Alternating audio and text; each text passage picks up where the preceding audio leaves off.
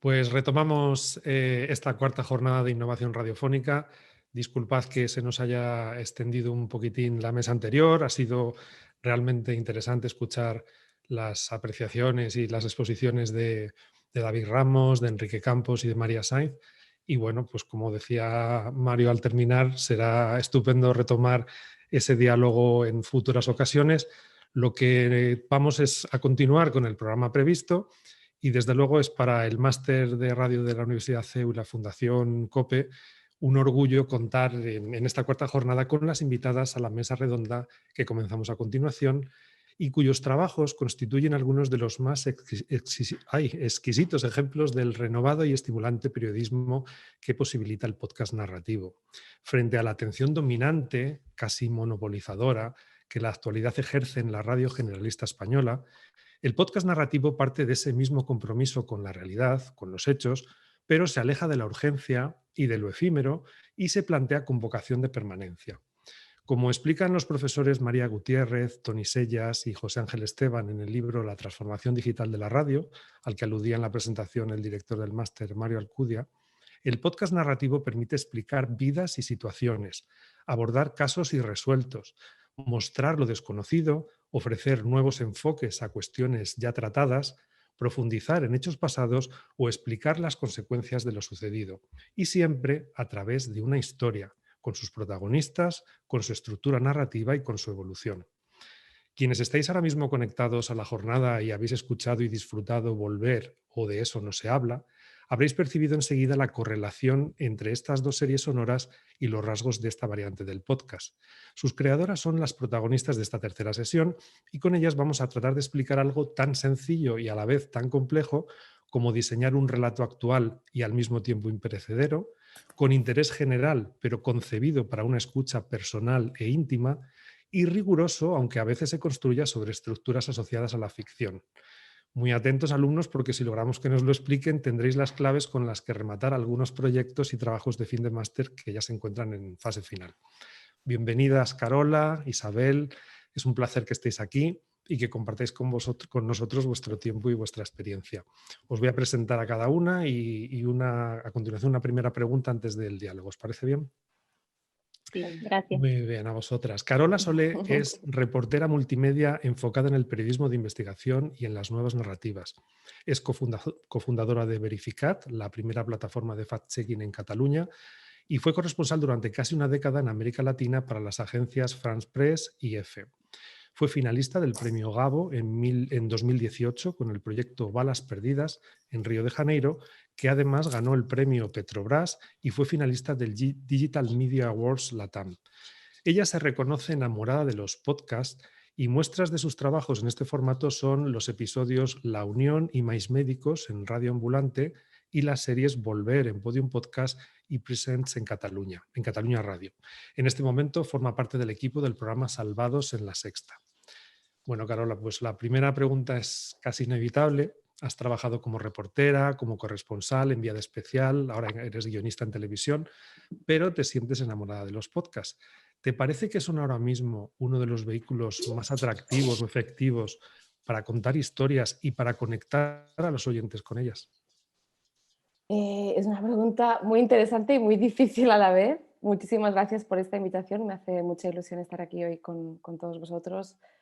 Pues no lo sé, o sea, lo que yo siento de algún modo con los podcasts, al final, para quienes nos gusta contar historias, quizá el poder que tiene el podcast es escuchar de propia voz, ¿no?, a los protagonistas, que eso, por ejemplo, cuando yo sobre todo escribía, pues claro que está su voz, pero de otro modo, ¿no? O sea, creo que hay como unos matices, hay una fuerza en el poder de la voz que no tienen pues, otros formatos. Creo también que esa conexión que decías con quien te escucha, ¿no? Que se dice mucho que la radio a veces es como para la audiencia, no tanto para una persona en concreto. El podcast tiene esta cosa, en teoría, para escuchar, ¿no?, con cascos, al oído, ¿no?, que alguien te cuente una historia a ti y no a una multitud. También creo que tiene una parte como que desarrolla mucho la imaginación, ¿no?, de algún modo, tipo como la literatura, y sobre todo en los podcasts que hacemos, por ejemplo, Isabel o yo, que son más narrativos, que de algún modo te dan como unas pistas y eres tú, ¿no?, quien termina de construir como, bueno, la historia. Y como, digamos, como periodista, como productora, lo que me gusta mucho de los podcasts es la libertad que te da con respecto a otros formatos. Quizá porque es algo que relativamente es más nuevo, ¿no?, digamos, y a mí como, sí, como periodista, como creadora, siento que me da como muchas alas para experimentar y me siento mucho más libre que en otros formatos y a la vez también es como más sencillo, ¿no? Yo ahora que estoy en Salvados en televisión y tú ves para hacer un capítulo, un programa de Salvados, la cantidad de personas que están involucradas, no sé, el set que armamos con luces, con cámaras, y al final para un podcast se necesita algo tan sencillo como una persona, un protagonista, ¿no?, una grabadora y un periodista, y ya está. Entonces creo que eso tiene una fuerza de esa simpleza, ¿no?, muy, muy, muy grande. Muy bien, de eso iremos hablando precisamente a partir de lo que contabas, ¿no? De vuestras experiencias. Isabel Cadenas Cañón es escritora, investigadora y productora de audio. Se licenció en Filología Hispánica en la Universidad de Deusto, cursó un máster en Teatro y Artes Escénicas en la Universidad Sorbonne Nouvelle de París y se doctoró en Estudios Culturales en la Universidad de Nueva York. Allí fue programadora en el Festival de Cine Documental sobre Derechos Humanos, aunque también ha vivido en Buenos Aires y en Tel Aviv, en Israel. Ha trabajado como productora de audio para la televisión pública alemana Deutsche Welle y como productora de documentales e informativos para el canal francés Arte y la RAI italiana. Desde 2020 es la presentadora, productora y directora del podcast De eso no se habla, que es un proyecto narrativo de no ficción que formó parte del programa de creadores PRX de Google Podcast, que es un programa que capacita, asesora y proporciona recursos a voces poco representadas en el podcasting. El primer episodio de Eso no se habla, que llevaba por título Preguntan por ti, recibió en octubre una mención especial en la categoría de Mejor Podcast de los premios Ondas.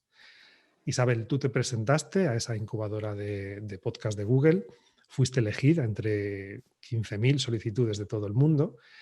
Supongo que aquella formación te ayudó y fue decisiva en el proceso productivo y técnico, pero había antes una historia. Esto solo funciona a partir de historias, de muchas, incluso más de las 8 que aparecen en la primera temporada de Eso no se habla.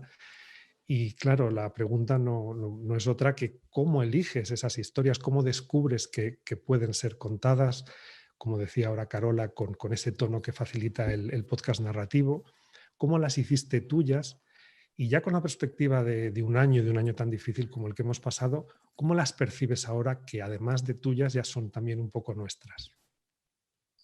Bueno, gracias por la pregunta, Luismi, y por la invitación, que además de que a mí me encanta hablar siempre con estudiantes, hablar con Carola, que es amiga, además de compañera, es maravilloso y además de ti no te conocía y admiro también mucho tu trabajo, o sea que muchas gracias, de verdad.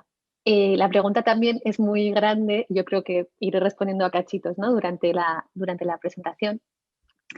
Eh, pero fíjate, yo pensaba en ese mes en el que yo estuve, un poco más de un mes, quizá mes y medio, en el que yo estuve postulando a ese programa de Google, que, que para mí fue el inicio y a la vez la cristalización, el inicio de un proceso y la cristalización de otros procesos, ¿no? Yo quería postular, yo ya había hecho podcast para, pues, como tú has dicho, ¿no?, pues para Radio Ambulante, para Deutsche Welle, para otros programas.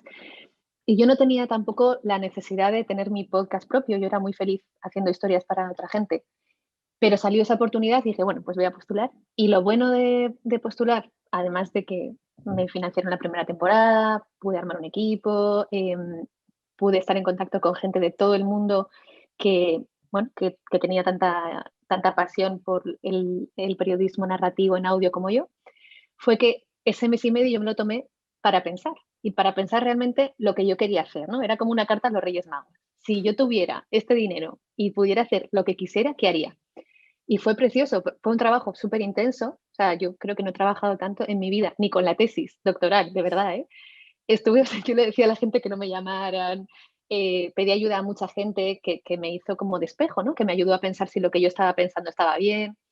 Eh, y así armé un proyecto que yo sabía que podía cambiar, pero que en realidad cambió muy poco, porque yo creo que cuando nos damos un tiempo para realmente pensar lo que queremos Y si lo hacemos con honestidad, realmente sale lo que queremos, ¿no? O por lo menos el camino por el que queremos ir. Y creo que hablar de esas intuiciones antes hablábamos Carola y yo sobre esto en el backstage, esas intuiciones no vienen de la nada, ¿no? Vienen de tu trabajo, de tus intereses, de lo que llevas haciendo mucho tiempo y de una experiencia acumulada que a veces no ponemos en valor, pero que está ahí, ¿no? Entonces, para mí, lo importante de ese proceso de postular a la beca, lo más importante fue lo previo, lo que pasó antes, porque eso marcó lo que sería después de Eso no se habla. Mm. Bueno, el objetivo de la charla es explicar el proceso creativo de un podcast narrativo, que como decíamos antes es una manera distinta de acercarse a la realidad, a la actualidad, de apostar por otra forma de tomar, pues en fin, una perspectiva, de buscar una orientación incluso más personal, de elegir personajes. Los alumnos del máster han estado escuchando con atención, Volver, de eso no se habla. Ellos ya están pidiendo la palabra para algunas preguntas, pero a mí me gustaría antes que intentéis de una forma pedagógica, si es posible, crítica también, porque seguro, como decía ahora Isabel, que la perspectiva y ese tiempo del que habéis dispuesto antes y después os ha ayudado a replantear quizá algunas de las fases del proceso que usasteis, ¿no? Y de si era lo mejor o ahora lo plantearíais de otra manera. Entonces decía que sería estupendo que cada una plantease cómo, cómo eligió las historias, las de Volver, las de Rita, Ruller, Manuel, Jaume, Esteba, Eva y Lucía, y las 8 historias sobre los silencios y las transformaciones de eso no se habla, ¿no? De una manera, en fin, obviamente limitada por el tiempo, pero ¿cómo empieza, Carola? Tú tienes ese pasado fuera de España, vuelves, te encuentras aquella realidad que había en Cataluña y en el país y decides cómo y de qué manera plantear Volver. Mm.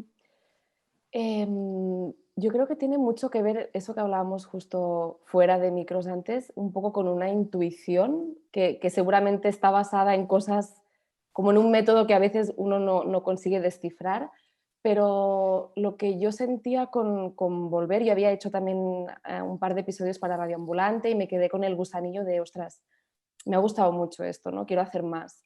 Y cuando estaba en el avión, volviendo después de 10 años en América Latina, volviendo de Río de Janeiro, llorando a moco tendido, no sé, con un tío vivo de emociones, de repente me vino como, no sé, la intuición o esta idea o esta cosa de decir, ostras, si hay algo que yo quisiera contar ahora volviendo a España, ¿no?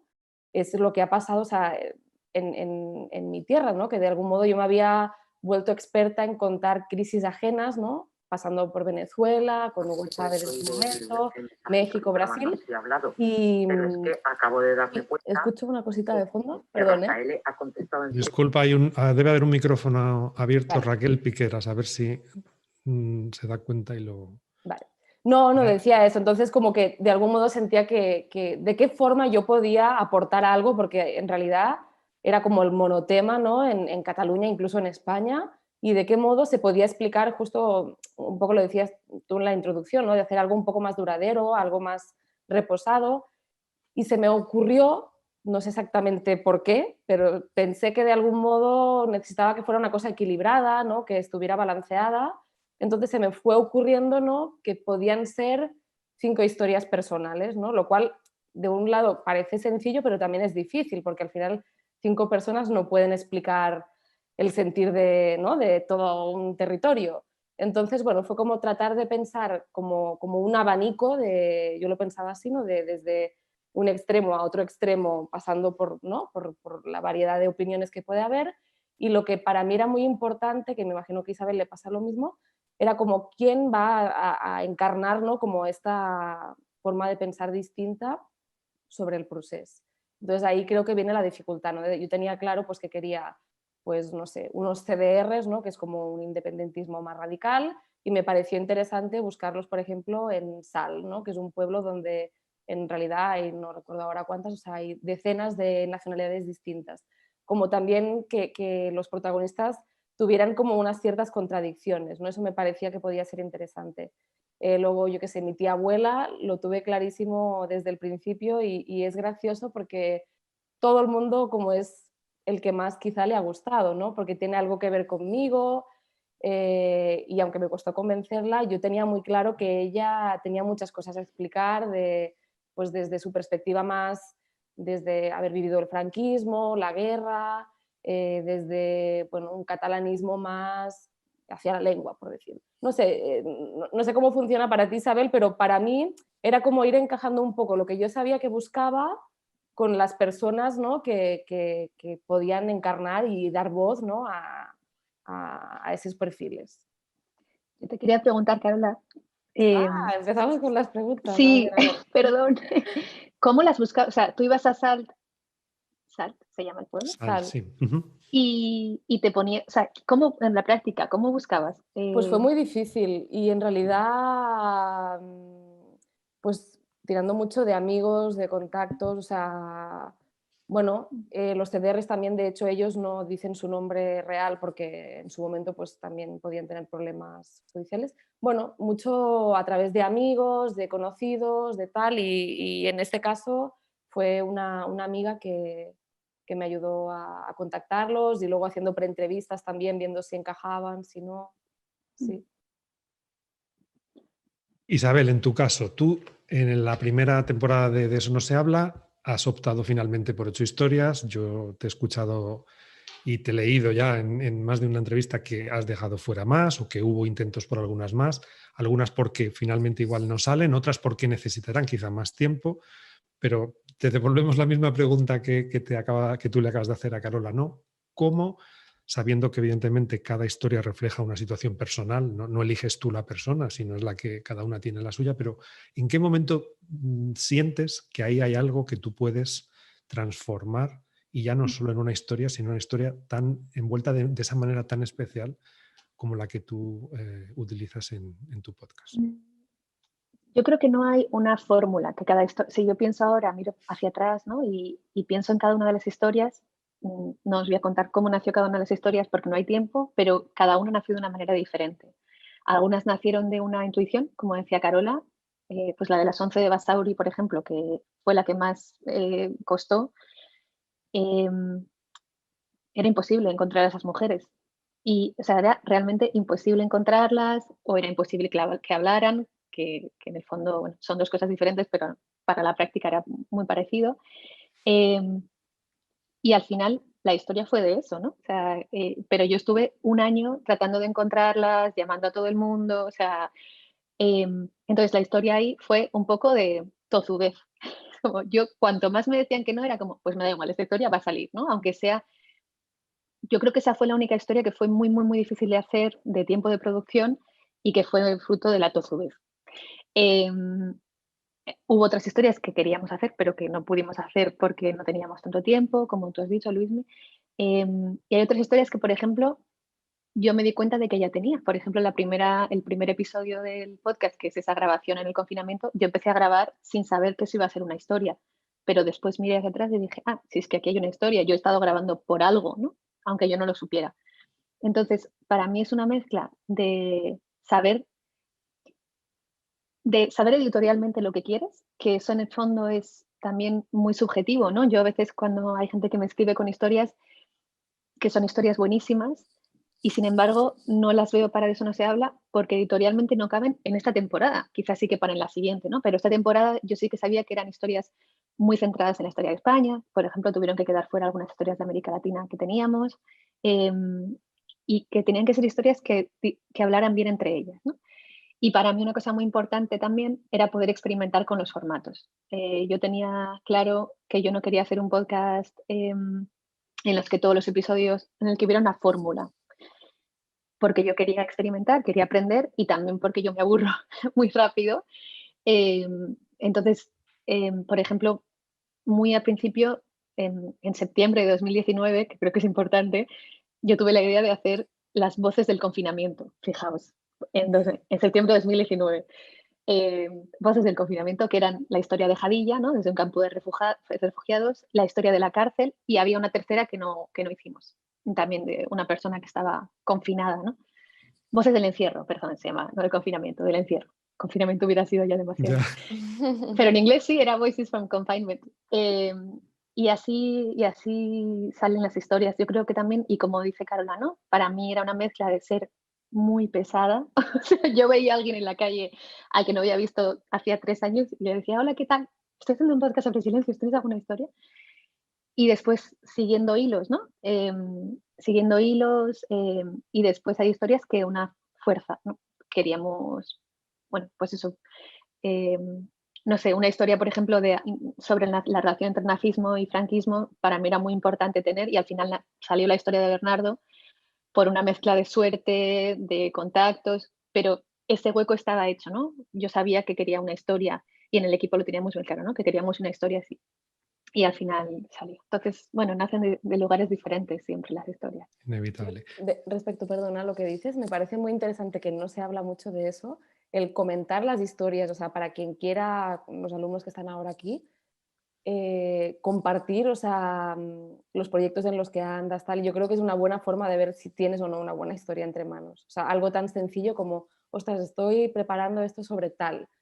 Y uno pues va viendo como las reacciones también de los demás. A mí me resulta, o sea, por ejemplo, ahora yo estoy hace ya un tiempo en mente, como un podcast más true crime, así seriado, y lo voy hablando también, tipo, no con todo el mundo, pero con Con gente quienes que te ha... pueden orientar. Sí, porque creo que es importante, y es una forma también de ver si lo que tienes es una buena historia.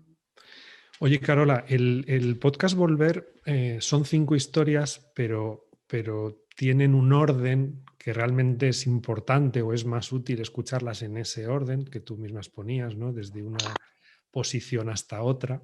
Ujú.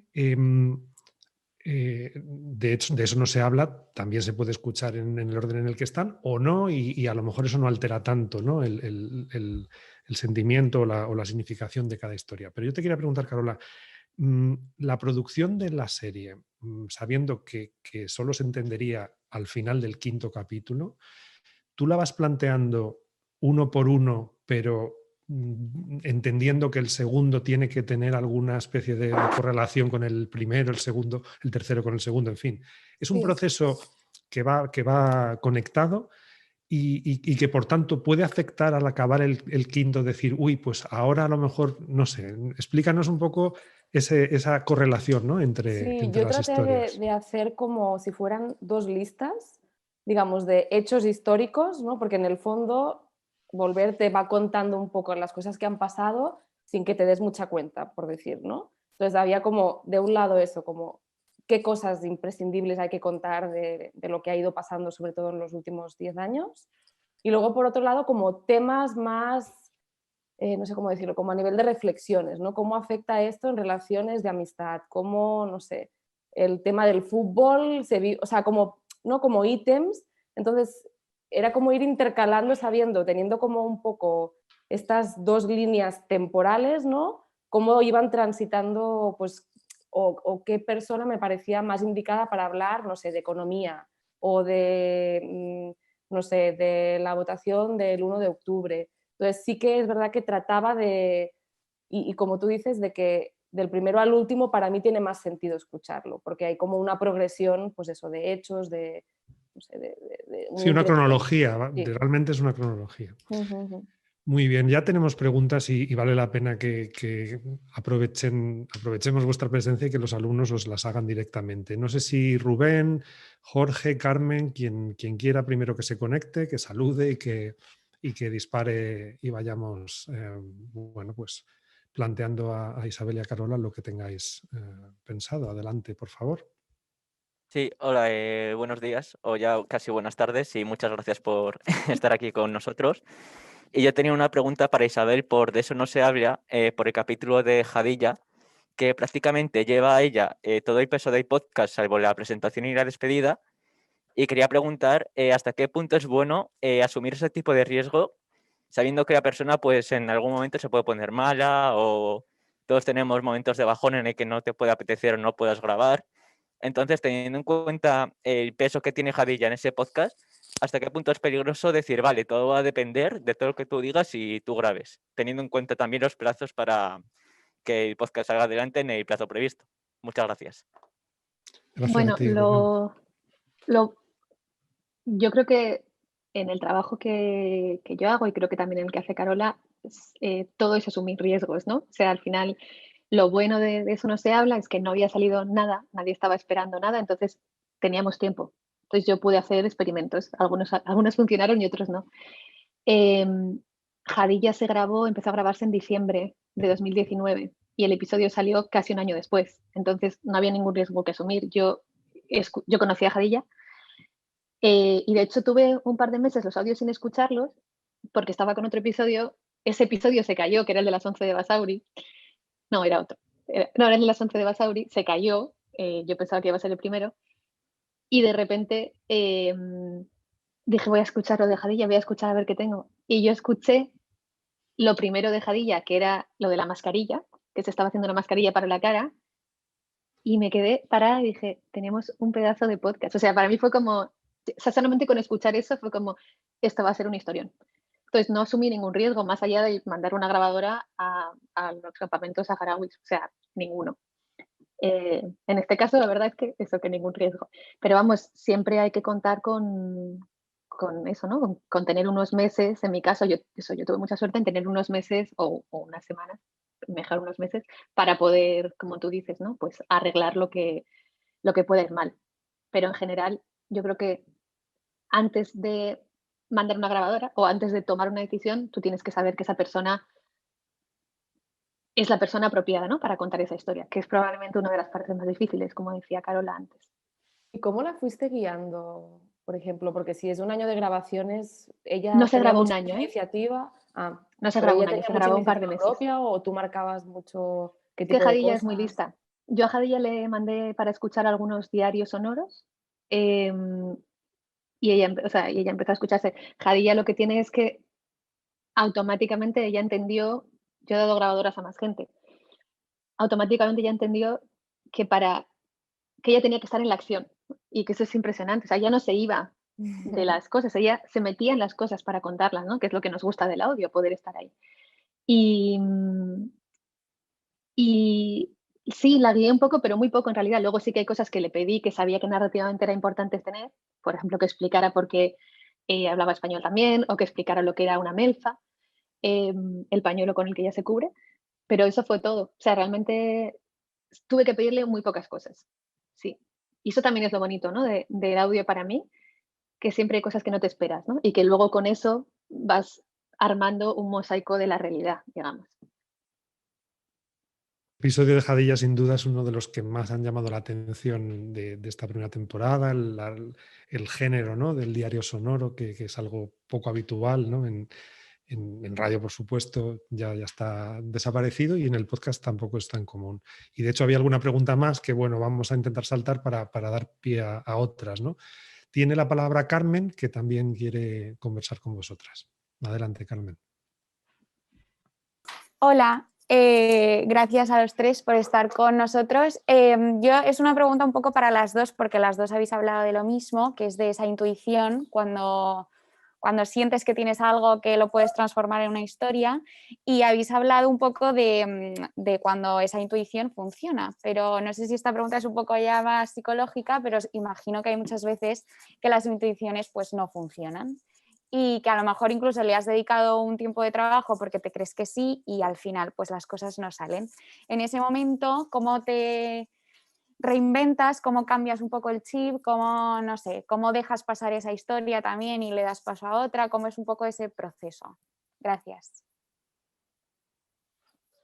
Isabel, dale, empieza tú. ¿Yo? No Ella sé. habla mucho, ya la otra. Es que, o sea, me parece una muy buena pregunta, pero en realidad, o sea, no me acuerdo ahora quién lo decía, pero si tú fuiste capaz de pensar una cosa buena o de hacer una cosa buena, de escribir un buen texto, de hacer tal, lo podrás hacer de nuevo, no sé cómo decir, ¿no? Es decir, que si algún día, pues no sé, fallaste, lo podrás hacer de nuevo. No sé si me explico, ¿eh? Que no hay que como, no sé, desesperarse o así, ya está. Pues mira, uno falla, también aprendes de los errores, ¿no? De decir, pues mira, por esa razón no funcionó, entonces ya lo identificas para próximas veces del rollo, pues esto que me pasó ya no me volverá a pasar porque ya tuve un error una vez.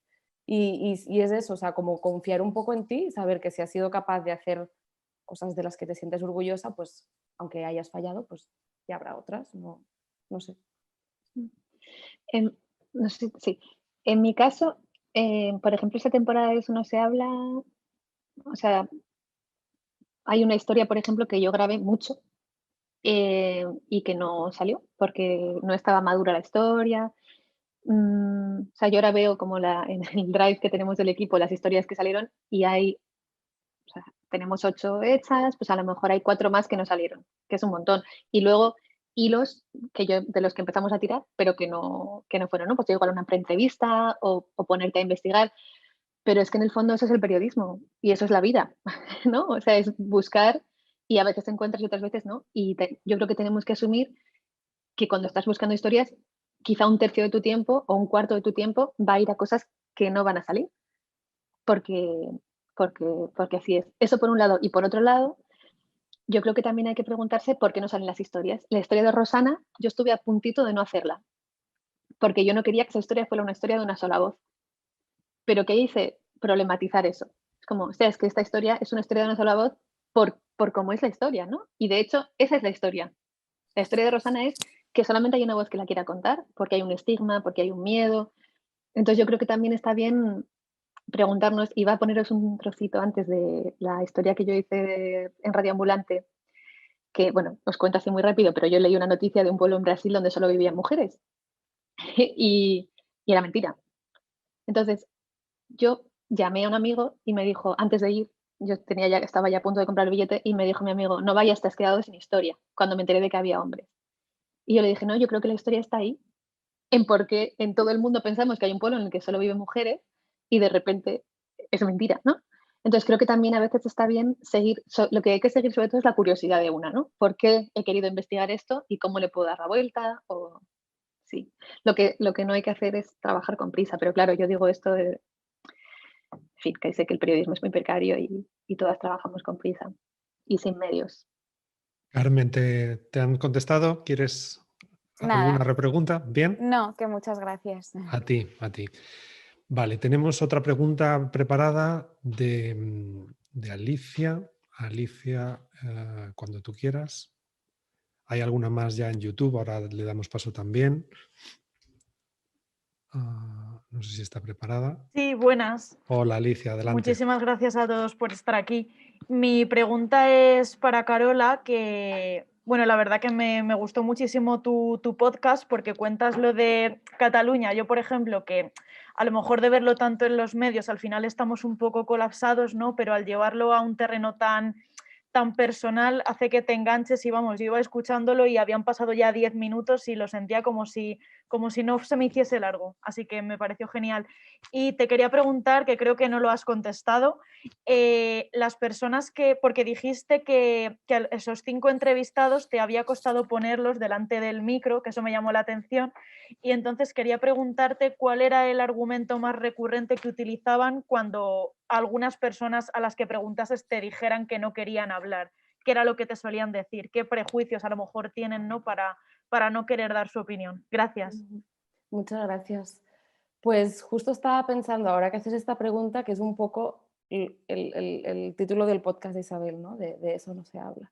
Así, de algún modo, ¿no?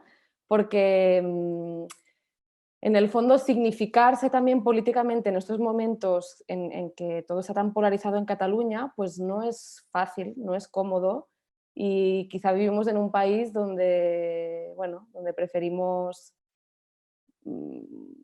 bajar el tono o silenciar algunas cosas y bueno, y era como, ostras, pues por ejemplo, el que era como, digamos, en el medio, ¿no? El nini, era como, ostras, es que depende de cómo me puedo poner en problemas en el trabajo, ¿no? O sea, tampoco él no sabía exactamente qué impacto podría tener o no el podcast y decía, es que según qué cosa diga, a ver si, yo qué sé, pues me echan del trabajo por decir no sé qué, o lo escucha un amigo y ya, no sé, ya tenemos una bronca, o sea, no sé, era un poco por ahí, a mí me sorprendía mucho porque a priori pues es algo que, mira, pues cada uno opina lo que opina y sí me sorprendió mucho eso, que había como, de algún modo, como, y de hecho pasa, o sea, pasa a veces en grupos de amigos o familiares, no todo el mundo, pero sí hay personas que prefieren, si todo gira en torno a una forma de opinar, esa persona que opina distinta, pues se calla, ¿no? Entonces es como, bueno, de eso no se habla. De eso se habla. Muchas gracias. Gracias a ti, Alicia. Tenemos una pregunta más de alumnos del máster y luego vamos con 3 al menos que ya hay preparadas en YouTube. Bruno, cuando tú quieras. Hola, ¿qué tal?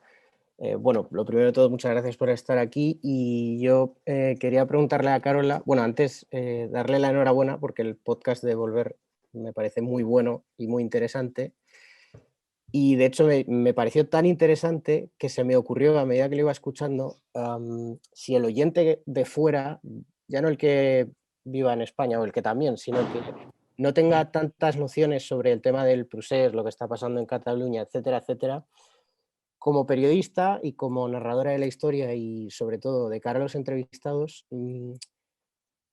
¿cómo, cómo es la labor de conseguir que los entrevistados, sobre todo en este caso los que son CDR, no conviertan la entrevista o sus argumentos en propaganda pura y dura?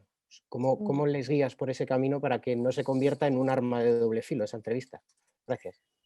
Muchas gracias. De hecho, yo me planteé el podcast justo como venía de muchos años en América Latina, con una cierta vocación de que eso trascendiera un poco a España, ¿no? Como contextualizar un poco las cosas para que, bueno, hay cosas que quizá aquí las tenemos, no sé, Jordi Pujol, igual para mucha gente ya no hace falta decir nada más, pero igual hay que decir el expresidente, ¿sabes? Y sí que lo hice con esa intención. Y con respecto a eso que preguntas de las entrevistas, creo que, bueno, es hacer un poco el trabajo periodístico que toca. Al final tú tienes que cuestionar un poco a esas personas. O sea, yo voy ahí a escucharles sobre todo, pero también a cuestionarles. Yo creo que es de entrada plantear preguntas, ¿no? De algún modo que, bueno, que subrayen un poco sus contradicciones. Y luego también, en mi caso, en la narración como tal, ¿no? Tratar de, bueno, de si yo veía o incongruencias o en algún caso incluso cosas como un poco de fact-checking. Yo me acuerdo del episodio del empresario, ¿no? Donde soltaba como cosas muy con mucha fuerza y con aparente credibilidad, pero que resultaban ser cosas un poco más matizables. Entonces me tuve que dar un poco a la tarea de, bueno, de en la narración decir, bueno, él dice eso, aunque en realidad quizá no es tan así.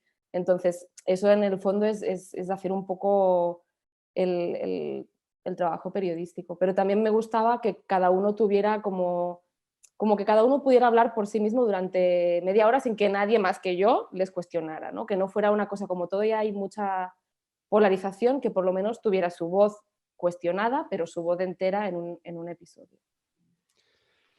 Hay una pregunta que plantean en YouTube, la plantea la profesora Laura Martínez Otón, me parece que da pie a una reflexión muy interesante porque lo hace desde el punto de vista de los géneros, ¿no? El podcast narrativo, en fin, parece libre de corsés o no tiene por qué, como decíamos, estar atado a las lógicas que impone la radio y sobre todo los tiempos de la radio, pero es verdad que hay una cierta similitud entre el podcast narrativo, el ensayo sonoro incluso, que a veces lo llama así Isabel a su propio podcast, y el reportaje, o el reportaje entendido de una manera que también es un género pues muy maleable, ¿no? Muy abierto a interpretaciones.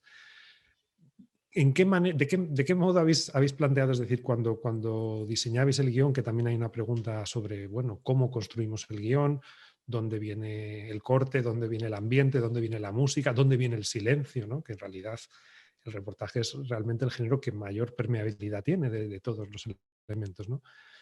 ¿Os habéis basado en el reportaje? ¿Habéis borrado cualquier condicionante de este tipo, del género, de la estructura?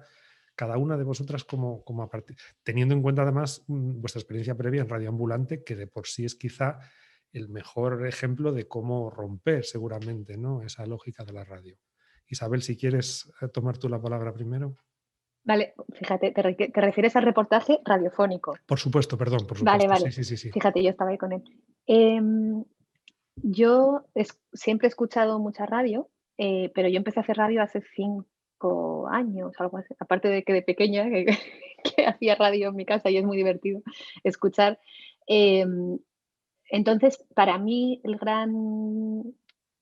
mi gran maestro o maestra ha sido la crónica, y yo creo que para Carola igual, ¿no? La crónica latinoamericana, que es llamada así y que es escrita. aunque después ha tenido traducciones al audio.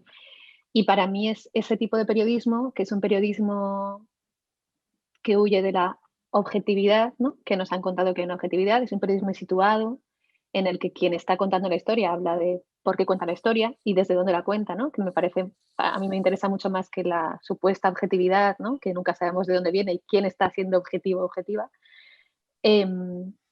Y sobre todo que es eso, subjetivo, ¿no? Y que en el que hay una persona que está contando lo que ve y que está implicándose o no con lo que está contando. Para mí ese era el ejemplo. Y de eso no se habla. Yo quise, o sea, también creo que hay muchas cosas que una no piensa, que simplemente salen así, ¿no? Y para mí esta mezcla de, yo no llamo ensayos a de eso no se habla, solamente al primer episodio, al de Silencio de Radio, porque no creo que sean ensayos, pero sí que hay una parte ensayística, ¿no? De reflexión. El ensayo es un ensayo, es un ensayar, es una búsqueda, ¿no? Y creo que yo, por lo menos a la vez que cuento, estoy tratando de encontrar la manera de contar. A mí me gusta mucho eso, aunque sufro un montón, que luego hablamos en el momento del guión, pero para mí es muy importante no partir de nada predeterminado, sino saber que cada historia requiere una manera de ser contada, ¿no? Muy interesante. Carola, ¿tú? Yo estaba pensando un poco al filo de lo que dice ella, que quizá, o sea, cuesta a veces también pensar cómo funciona la lógica, pero pienso si quizá cuando haces un podcast narrativo, al final, quien tiene el peso muchas veces de la narración o del guión son los protagonistas, ¿no? Quizá el reportaje radiofónico más tradicional se entiende que es como el reportero al que se le meten algunos cortes. Yo creo que aquí la lógica es al revés, ¿no? O sea, lo importante son esos cortes y tú lo que haces es trabajar al servicio del audio, de algún modo, ¿no? Y cómo mejorar y cómo realzar esa narración que al mismo tiempo tú narras. O sea, no sé si me explico, ¿no? Pero creo que quizá ahí está un poco la diferencia, ¿no? Y también el querer... Bueno, es como si fuera, entre comillas, justo en crónica o en periodismo literario, como un poco un cuento o tiene que tener un cierto arco narrativo, ¿no? Al final tiene que tener un inicio que enganche. Estoy diciendo cosas que tampoco tiene que ser siempre así, ¿no? Pero digamos, en general, ¿no? Pues buscas que tenga una cierta tensión, que quizá en el reportaje radiofónico más tradicional, pues es una cosa más lineal, ¿no? Yo creo que aquí buscas, ¿no? Como que pasen cosas, sorprender, que haya escenas, como que también trabajas con otras calidades de audio, donde la persona puede desde reflexionar a protagonizar acciones, como decía Isabel, ¿no? Hace un rato, no sé, como que sí hay, yo sí siento que hay como la Tiene lógica es un entidad poco propia, distinta. tiene Sí. entidad propia quizá, ¿no?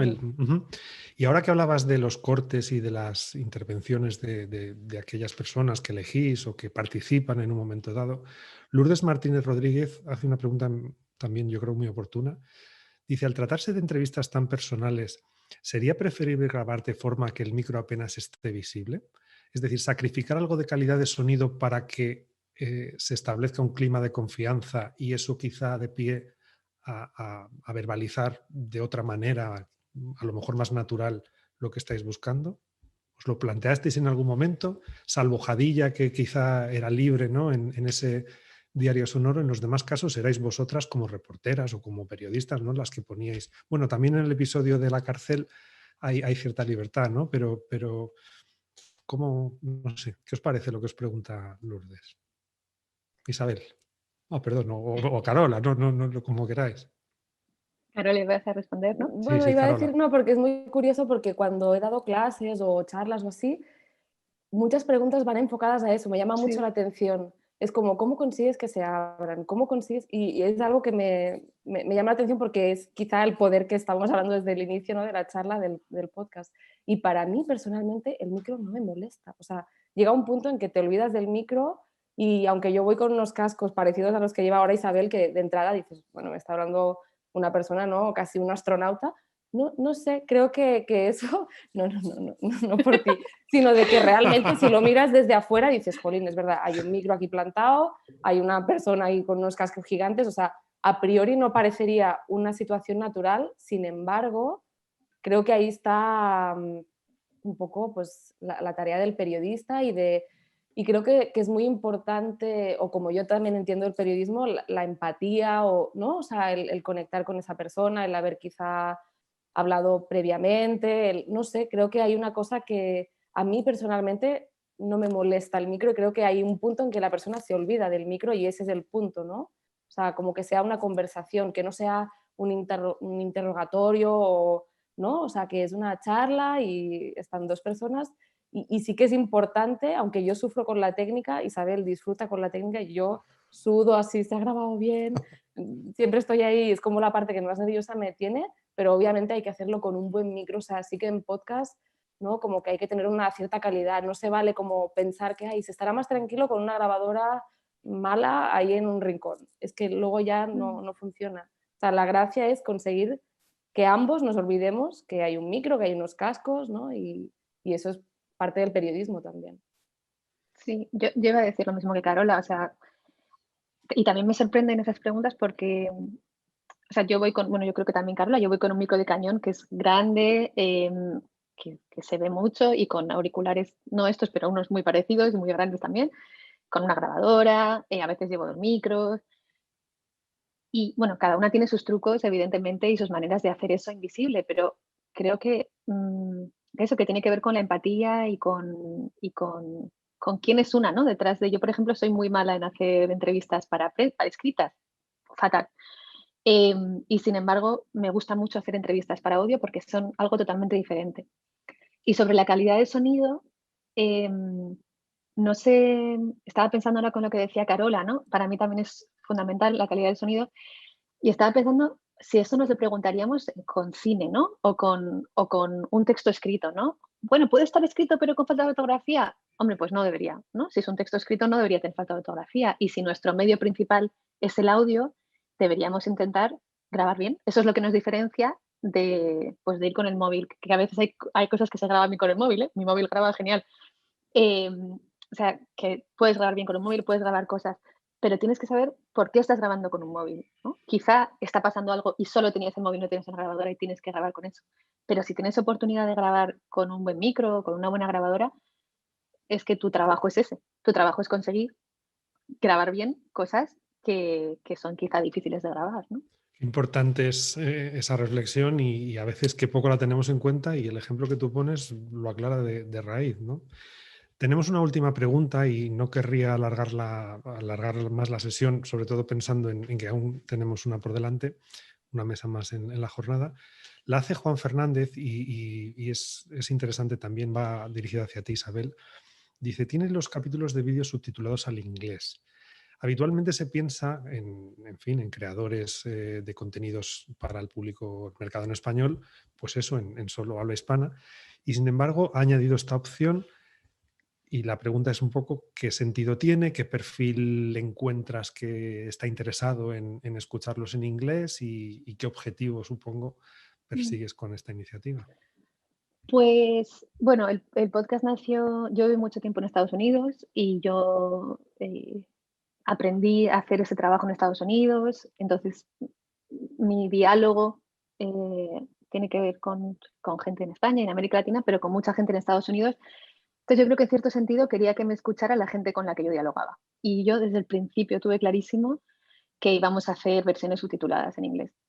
Y debo decir que fue una elección muy fácil al principio y luego muy difícil porque fue, bueno, Paula, que es la que hace los vídeos, sufre muchísimo porque además no solo es eso, es que es encontrar una buena traducción, que no es evidente con un lenguaje tan oral y a la vez como literario, o sea, es un equilibrio difícil. Pero para mí era una manera como de seguir dialogando con la gente con la que yo ya venía dialogando y por otro lado, bueno, Radio Ambulante también lo hace, o sea, hay un gran público en Estados Unidos sobre todo, pero también en Francia, en Italia, en Inglaterra, de gente que aprende español y que quiere escuchar otras cosas, ¿no? Yo creo que lo miré el otro día y no sé si un cuarto o un tercio de las escuchas de algunos episodios es en inglés, o sea, es por el vídeo. Creo que era un cuarto, que es un montón de escuchas, además teniendo en cuenta que solo están en Apple Podcast, porque antes estaban en Spotify, que también daba la opción, pero Spotify quitó esa opción. Entonces, sí, para mí fue una manera también de poder llegar a otra gente y de poder, sí, dialogar no tiene mucho sentido, quizá desde fuera, pero para mí tiene todo el sentido y así decidí hacerlo, sí. Pues muy bien, yo me quedaría mucho más rato y saldrían seguramente más preguntas o repreguntas o en fin, una charla a propósito de vuestro trabajo y de todo lo que la reflexión vuestra sobre vuestro propio trabajo da de sí, porque creo que ese también es un gran aprendizaje, ¿no? El que vosotras hacéis a partir ya de esa reflexión. Pero bueno, habéis compartido mucho de ello en este ratito. Ha sido, como decía al principio, un lujo para el máster contar con vosotras. Y bueno, pues voy a darle la palabra a Mario como director del máster para que continúe dando paso a la siguiente mesa. Y de nuevo, Carola, Isabel, muchísimas gracias, un placer. Muchísimas Gracias. gracias.